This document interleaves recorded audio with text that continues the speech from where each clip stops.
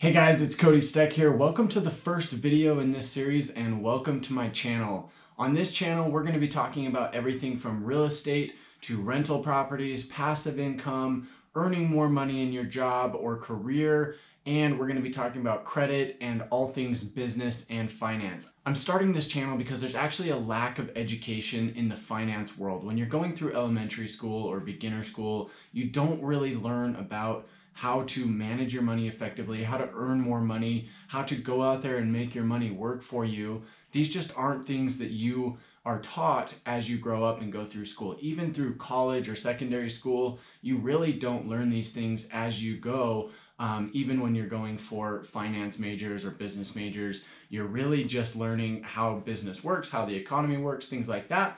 But they don't really teach you how to go and make more money, how money is exchanged through value, and how that actually applies to the real world, right? It's much different in a theoretical classroom sense than it is in the real world. It seems that nowadays everybody has a scarcity mindset and hates talking about money. What I aim to do on this channel is be 100% transparent about how money works, how to earn more money, how much I'm earning, how much you can earn from these similar aspects, and what you can do to make more money in your job, find a new job that pays more, and eventually be able to invest in real estate, invest in retirement accounts that are going to pay you so that you can set up your financial future and be secure in that future. By watching this channel, you're going to get a better understanding of how to make more money, how to make passive income, and how to build your retirement portfolio so that you can spend your life doing whatever you want at any point in time. And yes, this can be done before you're 60, 65 years old. You can do this in your 20s, 30s, 40s,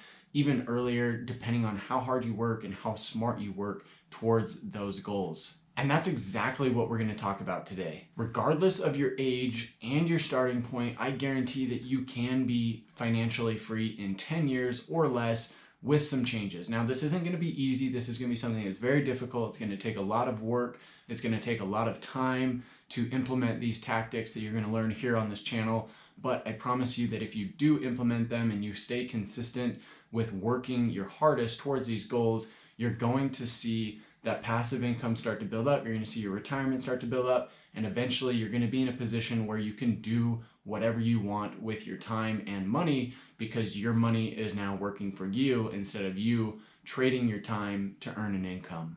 So as you probably guessed by now, my personal favorite way of doing this is through real estate investing. This is one of the most powerful ways out there. It's time tested. It's been used for thousands of years now. People have owned land, they've leased land, they've let others use it, they've grown crops on it, right? They've built houses. Whatever point in time you look, you can see that real estate has been a massive indicator of wealth. Becoming financially free through real estate investing can be incredibly safe and secure when you know what you're doing and you make smart investments. This begins with not over leveraging your money or time into one particular project and making sure that you make smart investments and you know your numbers and how they break down. Real estate investing can be incredibly lucrative, and even securing just a couple of properties, owning those properties and renting them out can literally set you up for life. You don't need a whole portfolio. Even just 2 or 3 homes, when invested in correctly, can provide you stable income for the rest of your life and into retirement. So this is something that can be done with even just a couple of homes. And unfortunately, most people just never get to that point. They might get to the point of buying their first home, but they never take those extra steps to add a couple of homes to their portfolio as a retirement vehicle. I think this is a huge mistake because real estate is obviously one of the most lucrative ways to earn income. You've got income coming in every single month. And in addition to that, you're going to get tax benefits. You're going to get your loan paid down by the tenant that's living there. You're going to get potential appreciation depending on when you sell the property later on in the future. There's just so many benefits with real estate investing. Everybody should be doing this. Everybody should have at least 1 or 2 properties, regardless of how much they have in their 401k or Roth IRA or traditional IRA. They should have at least 1 or 2 additional rental properties just to kind of hedge their bets on those and honestly see the power that real estate investing can provide and how safe and secure it actually is. So guys, before we jump into how to actually get started with building your real estate portfolio, if you wouldn't mind just liking the video and subscribing to the channel here, I'd really appreciate it. It would really help me grow this channel. Also, if you feel like it, leave a comment below. I'd love to hear your thoughts on the topic, as well as any questions that you might have in regards to real estate or building your portfolio. So let's talk a little bit about how you get started. Well, number one is going to be income and down payment. That's the first thing that I want to talk about. Obviously, having a higher income is going to be incredibly crucial for you to be able to have enough money for a down payment on a property. Now, there are programs that you can go with that require no money down in order to get into a home. However, the fees are generally pretty high and the interest rates are not great either. These vary from state to state, so you'd have to check with what you have in your state to see if this is something you're eligible for. Here in Salt Lake City, where I'm at, you can get a loan that is 100% financing. What they do is they do a first mortgage that's an FHA mortgage, and then they have a second one that's called Utah Housing, which covers the cost of your down payment. Like I said, these are not the best options. If you can avoid this, definitely do that, because you're going to get a better interest rate and better terms on your loan if you have at least a 3.5% to 5% down payment. When you have this down payment, it's going to allow you to put some money down into the deal, get those better terms, and drop your monthly payment, which is the most important thing in what we're trying to accomplish here. The other thing that I mentioned was income, right? We're going to be talking a lot on this channel about how to increase your income and how to get paid more for the value that you provide. When you are able to do this, you're able to bring in more income, save more of that income, and then use that as a down payment for your first property or even future potential properties. Now, income is incredibly important, because when you have income coming in, it makes it much quicker and easier to go out and acquire new properties. A lot of people say, well, I can't buy real estate because I don't have the money. Now, we will be talking about strategies to do it without any money, but to be the safest and most secure investment vehicle, you do want to put some money down into the property so you can get a lower payment, and so that you can make sure that the rent that's coming in each month is going to cover that payment and still pay you monthly cash flow. So let's talk about number two. What's the second step in this process? Well, this comes down to what kind of property you're going to be looking at buying. The best place for you to start is to go with something that's a multi-family unit. This could be a duplex, a triplex, or even a fourplex that you can get financing on. If you're financing between 1 and 4 properties, you can go with a conventional loan or a residential loan, and it's much easier to get that financing. So you're going to be ideally looking for something that's a duplex, triplex, or fourplex. Now, notice I didn't say single family. That's going to be your second option. If you can't find something that makes sense that is in that 2 to 4 unit range, then you can go with a single family home. The strategy behind buying a 2 to 4 unit place is you're going to live in one of the units and you're going to rent out the other ones. If you do this effectively, you can get them to pay almost half or more of your mortgage, depending on your area and depending on your pricing, right? Every market's a little bit different. In my market, if I can buy a duplex and have the tenant that lives on the other side pay at least half of my mortgage, I'm happy. That's a pretty good deal for me. If they can pay 3/4 or even all of it, that's going to be a slam dunk. I would definitely go for that. So you're going to live in one side, and eventually down the road, you're actually going to move out. You're going to rinse and repeat this process, buy another property, and then you're going to hold the old one that you have, rent out the unit that you were living in, and then use that to cash flow each and every month and keep that property in your portfolio. So if you're not able to find a home that's a 2 to 4 unit home where you can live in one unit and rent out the others, the next best option is going to be to try and find a home with a mother-in-law apartment either in the basement or attached to the house, or maybe even a second home on the property that you can rent out. This is the way that I actually got started in real estate investing. Usually when you move out, you're going to continue to rent out the basement or whatever that mother-in-law apartment is and rent out the remainder of the house.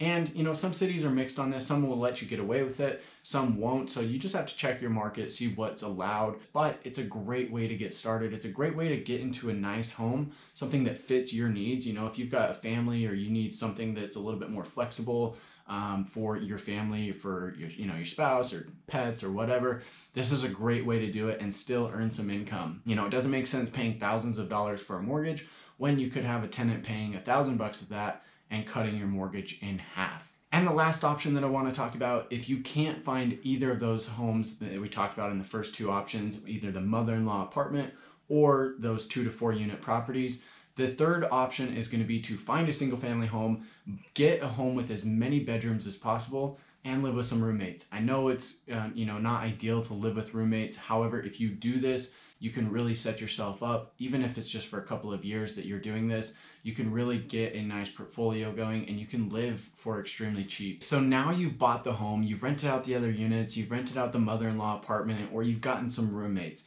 What is the ideal situation here? Like I mentioned just previously, you want to have those other tenants cover at least half to all of your mortgage. When you've done it this way, you know that when you go and move out of the property, you can then rent out the space that you were using and then cash flow each and every month. So there's a lot of concern about how much does this property need to cash flow in order for it to make sense for me to keep it as an investment. This is really going to depend on how much risk you're comfortable with, what your tolerance is there, and some other factors like, does the property need repairs, or is it going to need repairs in the future? Or what is your market like? What is your income like? How much do you have in savings to cover potential unknown repairs that may come up? Generally, I'm shooting for at least $100 per unit. So if I've got a duplex, it's got to cash flow at least $200. I always aim for more than that. My properties do more than that, which we'll cover in future videos. I'm going to break down each property that I've got and just give you a rundown of how those numbers look and how you can achieve similar numbers. At the very minimum, I recommend at least $100 a month in cash flow. And this is after putting away money for, unexpected expenses, repairs, potential utilities, lawn care, the mortgage, of course, anything like that. You really want to be in that $200 to $300 range at the minimum, if possible. Like I said, 100 is the very absolute minimum. 200 to 300 is a little bit more comfortable. Anything above 300, you should be doing pretty good, especially if you're calculating these numbers based on after putting money aside for future expenses or repairs. All right, so you've bought the property. What's next? Well, most loans are going to say that you have to live in the property for at least 1 year, unless there's been extenuating circumstances where you're not able to do that, right? You might have a circumstance where you've got a death in the family, or your mom falls ill and you have to go and take care of her in another state or something like that, right? If you've got a valid, legit reason of why you have to move out of the home, then we're not going to hold you to that. But if you just, say, hey, I'm going to live there, and you only live there for 2 months and then you move down the street, they're not going to be too happy about that if they find out. So most loans are going to require that you stay there for at least 1 year. After that 1 year is up, what you're going to do is you're just going to rinse and repeat this process. You're going to go and find another home that you can do the same exact thing on, whether it's a duplex again, a fourplex, something with a mother-in-law, a single family home where you have roommates. Whatever the case is going to be, you're going to go out and find another property. The reason why you do this is because the loan terms are much more favorable when you're the one that's moving from property to property. When you go and try and buy just an investment property, something that you're going to rent out, the bank's going to want to know how much you have to put down. Most banks are going to require 20 to 25% down. There are options where you can do it for less, depending on if you've got a local credit union or bank that will give you more favorable terms. But generally speaking, you're looking at 20 to 25% to get an investment property loan. Now, if you're moving into the property and holding the old one, you can leave the loan in place that you have on the old one. Now, when you go and buy that next property, you're going to be able to use a down payment that's significantly lower than if you were just buying it as an investment property. This is the reason why you want to be the one that's continually on the move. You've got options to go from 3% down payment to 5% down payment. This is much more favorable than a 20 to 25% down payment. There's really nothing holding you back from doing this over and over and over again. Unless the loan terms change or until you get so many mortgages that they start to question why you have so many, then they're going to want to change the requirements for you to continue to get additional mortgages. There's going to be some things that change as you go through and continue doing this process. But as long as you're okay with this situation, there's really nothing holding you back from doing this over and over and acquiring numerous properties through this method of real estate investing. Now, one last thing that I want to talk about is how to buy a property that has value add, right? Ideally, you want to find something that you can put a little bit of work into, and in return, you get a much lower price on that home when you buy it. If you can get $20,000 to $30,000 off the market price, you can go in, live in the property, spend $5,000 to $10,000 fixing up the property, and now it's worth 20 to 30 more. You're going to have a great deal on your hands. You're going to have something that appreciates really well. And later on, if you ever decide to refinance it, do a cash out refi, get a HELOC on it, a line of credit, Those things are really going to help when you have a property that is worth more than what you paid for it. We're also going to be talking about strategies on how to go in, buy properties, rehab them, and then rent them and refinance them and get your money back out. This is called the BRRRR strategy that you might have heard about. This is something that we're going to go in depth on here on this channel, and we're going to talk about that a lot. It's a very powerful strategy, and it's something that you can do to pull your money back out of the property after you've invested in it and go and repeat that process. So this is a great way for you to not have to be able to move every single time you want to buy a new home, but it also allows you the freedom of being able to continue to build savings, build your cash flow, and get your money out of the property while adding a new property to your portfolio. So in conclusion, real estate investing can be incredibly powerful. That's what we're going to be talking about primarily here on this channel, but we're going to talk about everything from finance to credit to business to how to increase your income to how to buy properties with no money down. We're going to be talking about everything. I'd really enjoy hearing your comments, hearing what you think, hearing what you want to know about, and have me share my experience. Like I said, we're going to go further in depth on my situation, you know, what my background is, where I came from, how I got started in real estate, and all of that as we go on in future videos in this channel. So if you wouldn't mind, just click the like button below. That really helps me grow this channel. Go ahead and subscribe if you liked the content here and want to get more information on new content that comes up, and click the notification bell if that's something that you want to be notified about when I drop new videos. I really hope you enjoyed this, guys, and I look forward to seeing you in the next one.